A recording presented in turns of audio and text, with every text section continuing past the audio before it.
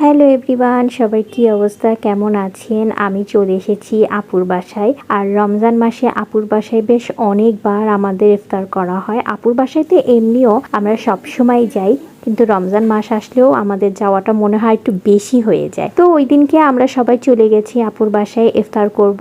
And আপুকে আমি অল্প একটু হেল্প করে দিয়েছি, যদিও সবকিছু রেডি করা ছিল।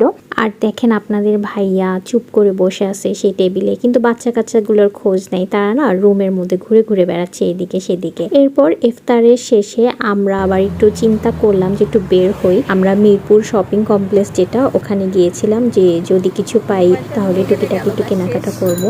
বাসায় আসলাম অ্যান্ড আমার না অনেক আইসক্রিম খেতে মনে চাচ্ছিল, কেন আমি জানি না। সো দ্যাট আমি একটু আইসক্রিম নিয়ে নিলাম। আর তারপর দেখেন এদের সাথে কি হলো। বিসমিল্লাহ বলে ও হলো খাওয়ার আগে মানে বিসমিল্লাহির রহমানির রহিম আমার গলা যে ঠিক হয়ে যায় আইসক্রিম খাওয়ার সময় এটা বলে। আইসক্রিমটা খাওয়ার পর আমরা ডিনার করলাম। আর আজকে আপু একটু স্পেশাল রান্না করেছে এমির বার্থডে উপলক্ষে। যদিও এমির বার্থডে বেশ আগেই হয়ে গেছে, কিন্তু আমরা একটু সেলিব্রেট করছি। ও মোটেও চাচ্ছিল না ওর বার্থডে সেলিব্রেট করা হোক, কিন্তু আমরা একটু বললাম যে আচ্ছা ঠিক আছে, একটু একটা কেক কাটি সবাই একসাথে। আর মেরি আপু না অনেক মজার একটা ডাবের পুডিং করছে, এটা এত সফট ছিল। আর সাথে করেছিল ফালুদা। দেন এমিকে রাজি করিয়ে আমরা বললাম যে শুধু একটু কেক কাটি, তোমার রেডিও হতে হবে না, যেটা বাসায় পরে আছো ওইটা পরেই আসো।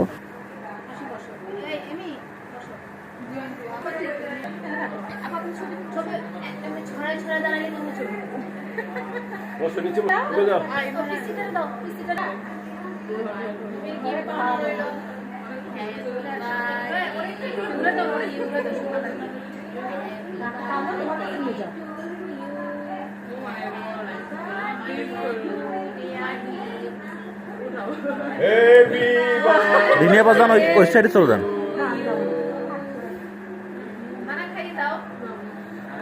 এই আর ইভানটা দিও।